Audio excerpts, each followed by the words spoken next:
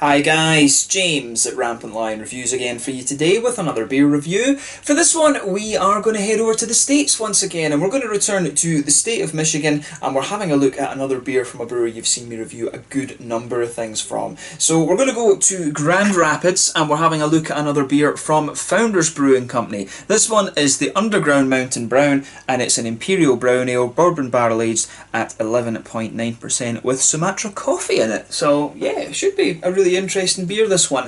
This appeared here in Sweden on the 18th of October 2019 through the Små Partiers, now known as the Tillräckligt sortiment, of course, in Systembolaget, and it was pretty reasonably priced. I think I only paid like 50 Swedish crowns for this one, which is like about €5, £4.50, something like that. Not sure what that would be in US dollars, right enough, maybe I don't know what, $6, something like that, maybe $7 at these days, something around that. But it should be a really interesting beer, this one. I've always had very good experiences when it comes to the barrel aged series and the high alcohol beers from Founders. I mean, the only one that I've had recently was the sort of rum barreled one, which was a bit strange. That wasn't the best beer that I had, but you know, most of the high alcohol beers that I've had from Founders, pardon me, have been pretty damn good. But the Imperial Brown and the Brown Ale generally is a style that I really enjoy, going back to my days when I first tried Brooklyn Brown. But very curious to see how this one turns out, and as always I hope you guys enjoy my take on it as well. So anyway, as is usual with my reviews then, I'll tell you a little bit about the brewery before we taste the beer. If you want to get straight to the tasting, just fast forward. All the usual links are in the description below. That's the brewery website, the link to my other reviews that I've done from Founders Brewing Company before. No doubt I will add some more in the fairly near future. There's all the usual social media. If you want to see more beer reviews, do please consider subscribing to the channel. The whole channel, of course, has a geography based tagging system, so you can go into the homepage and search for beer based on country, city, state, county, prefecture, whatever it is you're interested in. Do check out the playlists of beers from different countries. There is one there for all the American beers that I've reviewed for you. That's being constantly added to, and as always, please do get in touch and let me know some of the other beers and breweries that you guys would like to see me review. It's always great to hear from you guys that are watching the videos, and the support that you show the channel is hugely appreciated. So anyway, to tell you a little bit about Founders Brewing Company then, on to my brewery notes. So Founders Brewing Company was founded as the Canal Street Brewing Company back in 1997, and as I mentioned, they're based in Grand Rapids in Michigan. The two guys behind the company are Mike Stevens and David Engbers, but the two were home brewing enthusiasts, and they'd only recently graduated from university at this point, but both had steady jobs. But they decided they wanted to follow their passion. They drew up a business plan for the brewery, took out some hefty loans and quit their jobs. In the 1800s though, there were several breweries that operated in this Canal Street area of Grand Rapids, and this area is now known as Monroe Avenue, and the original labels that they had on their beers were basically, you know, black and white photos of the original Canal Street breweries with the word Founders above it, and kind of colloquially, if you like, or just, you know, yeah, I guess colloquially is probably the right word, these guys became known as the Founders Brewing Company, and they later officially changed their name though. Since the mid-2000s, the brewery's grown substantially, and they now produce somewhere in the region of 340,000 barrels of beer per year, and their market is constantly growing. They've got their tap room in the brewery, which overlooks the brewing facilities, so you can actually watch them brewing all of these beers as well. And they throw an annual festival which is called Founders Fest in the street in front of the brewery. They close the street down. There's local food, other different breweries from around Michigan as well, and they've got local music and stuff like that too. These days they also have a tap room in Detroit as well, which is a little bit kind of further south. I mean, whenever I hear of Detroit, I always think like RoboCop. It's the city that's got a hell of a lot of gang crime and things like that, but from what I gather, it is starting to improve a little bit, but not somewhere that's all that safe in America, I don't think. But yeah, an interesting brewery, this one. I've had, as I say, I've had some good experiences with their beers in the past. You know, probably the first American Scotch ales that I tried, the Dirty Bastard and then the Backwoods Bastard, you know, those were the first American Scotch ales that I tried, if I remember correctly, and they're really quite nice beers. Old Curmudgeon was really good. I need to try a few more IPAs and things like that. I've never got around to actually reviewing the Everyday IPA for you here on the channel, which is one of their mainstay beers, so I need to make sure that I review that for you at some point on the channel quite soon, because that's been in the works for a little while. But yeah, an interesting brewery, this one. Their big strong beers always tend to be pretty good, and from what I understand, the IPAs and stuff, when you actually get them fresh over in America, are pretty damn good as well. But yeah, that's all you really need to know about Founders Brewing Company at the moment. If you want to learn a little bit more, of course, you can check out the brewery website in the description below, and of course you can follow them on Facebook and Instagram to keep up to date with all the latest goings on. If you're interested in all the different beers that they've done, they do have quite an extensive section on their website about that, but you can check out the Rate Beer and Untappd pages for the brewery as well. But yeah, let's get on with the actual tasting of this beer then. So as you can see, another nice piece of artwork there on the front. Most of the barrel aged beers, this is a fairly recent addition compared to some of the other ones, the barrel aged things, because I remember when I reviewed the Backwoods Bastard didn't have this symbol, but all the barrel-aged beers now have this kind of symbol on it. But you can see there's the little top label there from Founders, which is cool, and there is the bottle cap on this one as well. But this one, as I mentioned to you earlier, it's an Imperial Brown Ale brewed with Sumatra coffee and aged in bourbon barrels, coming in at 11.9% ABV. So it is a little bit of a monster, this one, and it's saying that it is best before the 18th of July 2020. So I don't know how old this bottle actually is. It doesn't have a bottled date on it, but you know, I would have thought with a big 11.9% beer like this, you probably could age it a little bit, you know, like at least 5-10 years. So I've no idea when this beer actually would have been bottled, and somehow I don't think it's been bottled back in like 2015 or something like that. You know, really not sure about that. But yeah, without further ado then, let's get this guy out and we will get on with the tasting then. I'm curious to see how this turns out.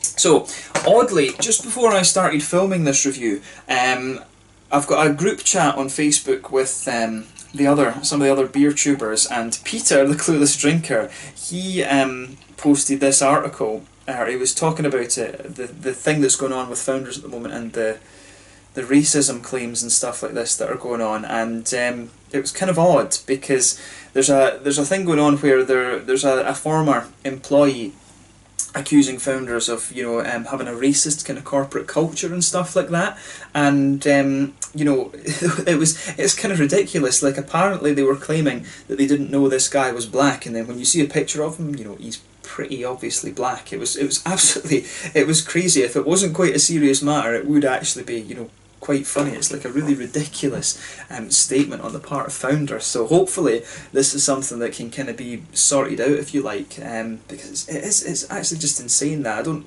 know why people are so bothered about bloody skin colour in this day and age. For me, it's a lot more, the problems kind of come from ideology and things like that, rather than, you know, skin colour and stuff like this. But anyway, that's a different matter. But it was quite odd that I literally sat down to start filming this review, and then Peter sent that thing through the chat. But yeah, so as you can see with this beer, this is kind of unusual actually.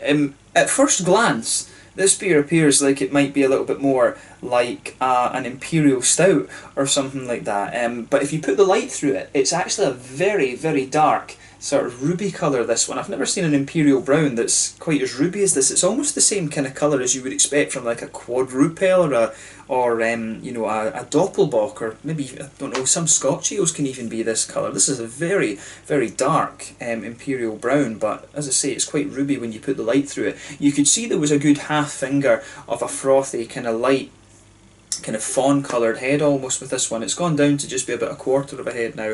One or two big bubbles sticking towards the side of the glass, a few little ones heading up towards the bottom of the head there, but you know, overall it does look pretty nice, I have to say. I'm just surprised at how dark this one is in colour, because normally the brown ales that I've come across before are a little bit kind of brighter than this, and a little bit more kind of mahogany in terms of colour, not too far off the colour of the glass of this bottle here. But yeah, interesting that. I've never seen an Imperial Brown or any brown ale that's quite as red as that. So let's have a little look at the aroma then and see how we get on.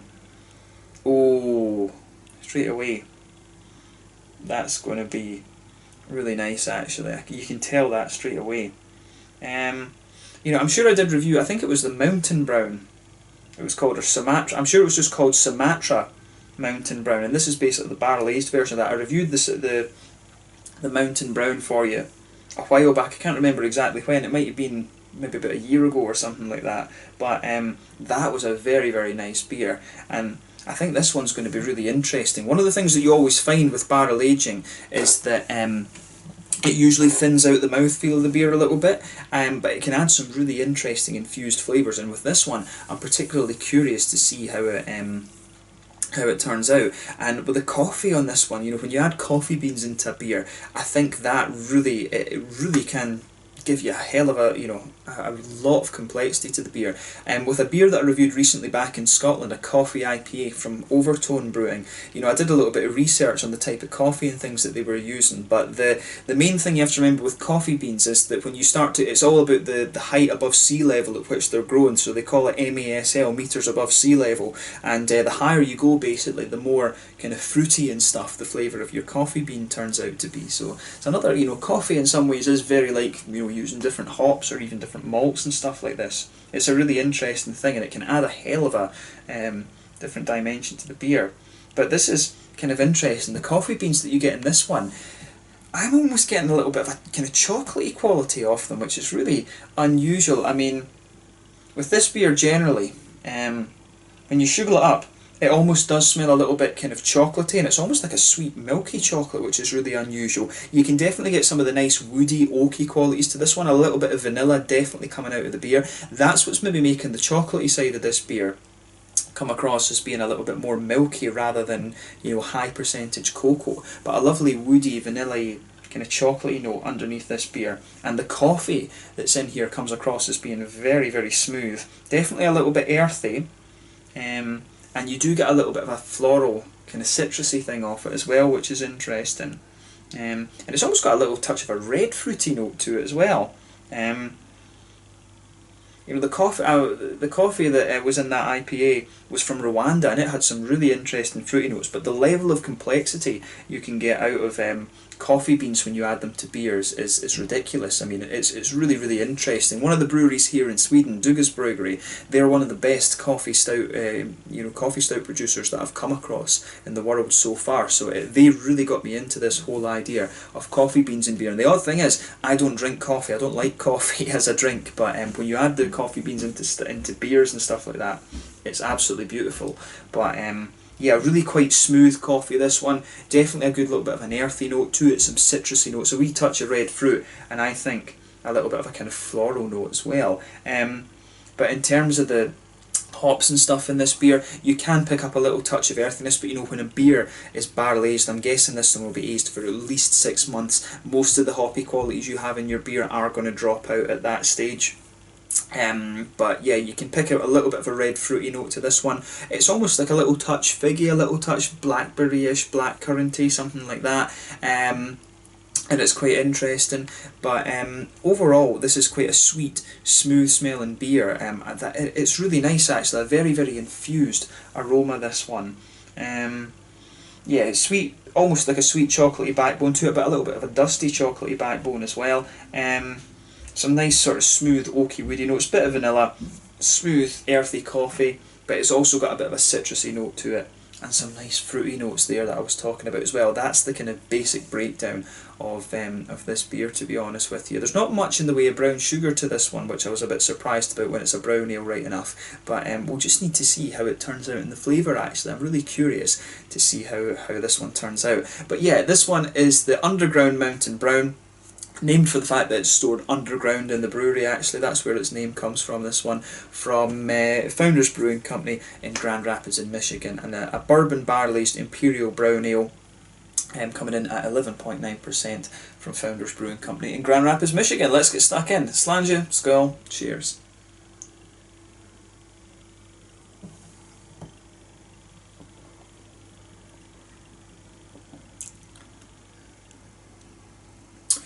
That is actually pretty damn good, I have to say.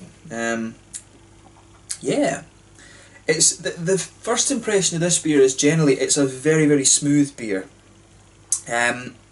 It's, you know, it's not one of this. It's one of the smoothest and sweetest brown ales that I've come across, and when you taste it, you really can tell that this is a big, boozy beast actually. I really quite like this one, and I do like the fact that Slestembo Lager are, you know, bringing the barrel aged series over here. and selling them at kind of reasonable prices, because if they try to bring the IPAs and stuff like that, quite often the American IPAs that we get over here in Sweden, they're not in the best condition because of the amount of time that Systembolaget hold on to them for. So that's something to bear in mind as well.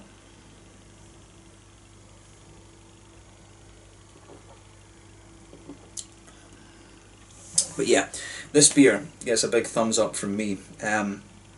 This is really nice. This is actually one of the thicker feeling barrel-aged beers that I've come across in recent times. But yeah, the other thing to note about this is because quite often Scottish breweries will use Scottish whisky casks to age their beer, and the American bourbons I've always found are substantially sweeter than Scotch whiskies. But I think that's generally when you take some of the old world beer styles, if you like, over to America. Quite often the American ones come across as being very sweet and a little bit more juicy and fruity and stuff. The Americans, I think, have got big sweet tooths, to be honest with you.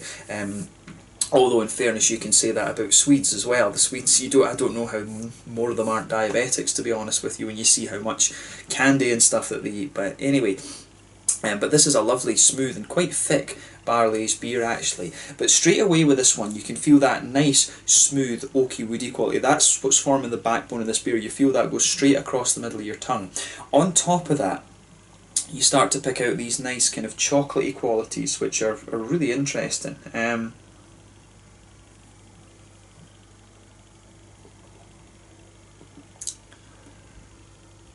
Yeah, it's got that lovely chocolatey smooth, as you can feel that in the middle of the palate, and it is more like a kind of chocolate powder, like chocolate brownie kind of thing that comes out of this one. It's almost like the shell you get on the outside of a brownie. That's what it kind of tastes like here. And you can feel in the middle of the palate that this beer dries out the further you go into the aftertaste, and you start to get more of that kind of powdery, chocolatey sort of thing. But you can feel with this whole beer, the sort of coffee bean notes are just infused throughout the whole flavour, and that's also what's coming out as part of the beer when the middle of your palate just dries out. And it's a very smooth, earthy coffee, this one. The roast that they've got on that coffee bean is really quite nice actually. But there's also there is a little touch of a floral quality to the coffee bean, but it's not overly floral, I would say.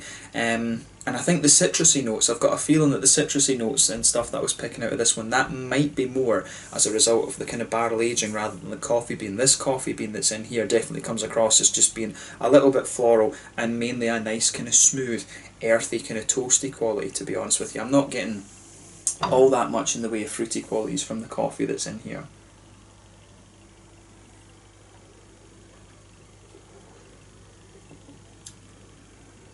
Yeah. We'll maybe talk about that a little bit later on, because the way the fruity notes come out in this beer are really quite interesting. But for me, yeah, the malt base in this one and the way the woody barrel aging qualities come out is really quite nice. As I say, coffee beans just add a whole level of complexity to the beer. In the very centre of your palate, you do get a little bit of brown sugar out of this one, and it comes across like a really toasty kind of caramel. And it's when the middle of your palate starts to dry out, you start to notice that sweetness being there.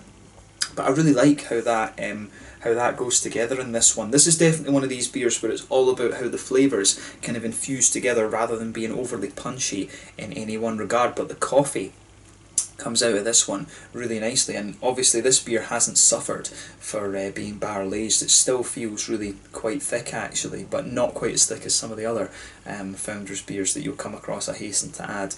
But yeah, the middle of your palate in this one is very nice. On the hoppy side of things then, on the edge of your tongue, back corners of the palate, there is definitely a little bit of earthiness in there. As you move further forward, that just smooths out a little bit.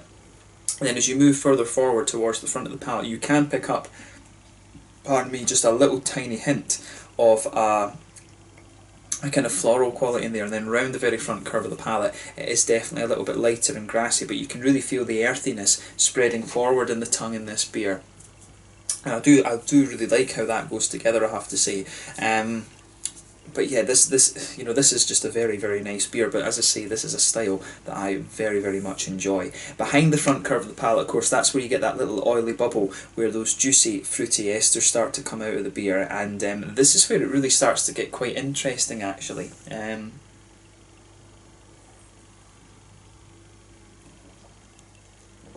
So when you take this beer in, you'll notice there is a teeny bit of sharpness there. It's a little bit like raisiny or something like that. But then the further you go into the aftertaste, it starts to evolve and it becomes a little bit more figgy, blackcurranty, blackberry-ish, something like that. It's a really, really interesting kind of evolution that this beer has. Like, it comes in a bit sharp and it's quite sweet, and then the whole, as I was saying earlier, the whole middle of your palate just dries out a little bit, and you get the kind of blackberry-ish, blackcurranty notes that come out and sit there the further into the aftertaste. The dryness you get in the middle of your palate as well, it almost feels a little bit black malty, but it's obviously, I don't think it's black malty. I think it's more like a kind of carafa malt or something like that. I wouldn't be surprised if there's a little bit of German Weirmann carafa malt in there, but then again, there's so many malteries over in the States these days that probably have something over there that is very, very similar to that. But it really reminds me of the Weirmann carafa malt, the way some of the dryness in the middle of the palate comes out in this beer. But you know, overall, it's a really, really nice Imperial Brown. This, in terms of its flavour, it really is very, very good. It gets a massive thumbs up from me, this one. So yeah, but this is one of the better ones in the barrel aged series, I think, that you're going to come across actually. So make sure you have a go at it for yourself and just see what you think. I really like how this goes together. So yeah, the American Brown Ale is one that I do like. I mean, when it comes to the traditional English ones, some of them are alright, but I think the American, the brown ale, the English brown ale, is one that I definitely think has gone to America and been improved a little bit, along with the IPA and things like that. But yeah, this is a very, very nice beer actually, and you know, Founders do very well when it comes to the high alcohol beers, as we know. In terms of the mouthfeel then, full-bodied beer, this one, but at the bottom end of full-bodied. Carbonation is very smooth in this one. I think the mouthfeel has it has a good bit of oily character. It's a little bit wet as well, but it's really nice. It is really nice how that goes together. Overall, I would say there's a bit of dryness to this beer. It's one of these ones that starts off a little bit sharp and sweet, but then it really just smooths out and becomes a bit drier. The malt base is really nice and smooth. Yeah, it's really quite nice and smooth, this one. It's got a nice... there is a bit of sweetness to it, this one, but it's mainly a smooth, slightly dry kind of sweetness that you'll get out of this beer. In terms of hoppy bitterness and IBUs, you know, this one must only be like 30 or 40 IBUs. It's somewhere around that kind of mark. The fruity notes, as I said, it's got a nice little bit of a juicy note to it, and also just a little touch of a kind of sharpness in the beginning, but it really smooths out and becomes a little bit more juicy and fruity into the aftertaste. It's really that dusty chocolate and kind of smooth coffee note that comes out of this beer. Smooth earthy coffee, I should say, the further you go into the aftertaste. But a really, really interesting beer, this one, and definitely an interesting one. I'm glad I picked this up because I was in two minds about it, because I review the Founders beers quite regularly, but I have to say I'm glad now that I've picked this one up. So yeah, if you get the chance to try this beer for yourself, definitely have a little go at it. I think it's really interesting. So yeah, let's leave it at that for this one. This one is the Ungerground Mountain Brown. An 11.9% Imperial Brown Ale with Sumatra coffee, aged in bourbon barrels by Founders Brewing Company in Grand Rapids in Michigan. A really interesting beer, and I'm glad that I was able to review it for you. So yeah, once again, thank you for watching my beer reviews. Until the next time, please like, subscribe, share, all the usual YouTube stuff. Let me know your own thoughts on this beer in the comments section below. Let me know what your favourite beers are from Founders Brewing Company as well. It's always interesting to hear that. Do let me know if there are any other really interesting brown ales that I should check out from America. I know there's so many breweries there, it's just difficult to keep track of things, but this is one that I think that you definitely need to try if you enjoy this style like I do. So yeah, until the next time, it's Landed just now. I'll catch you guys later. Make sure you check out some of these barrel aged beers from Founders Brewing Company, and do let me know some other Imperial Brown Ales as well. Until the next time, it's Landed just now, and I'll catch you guys later. Slàinte, skål, cheers, make sure you check out this beer.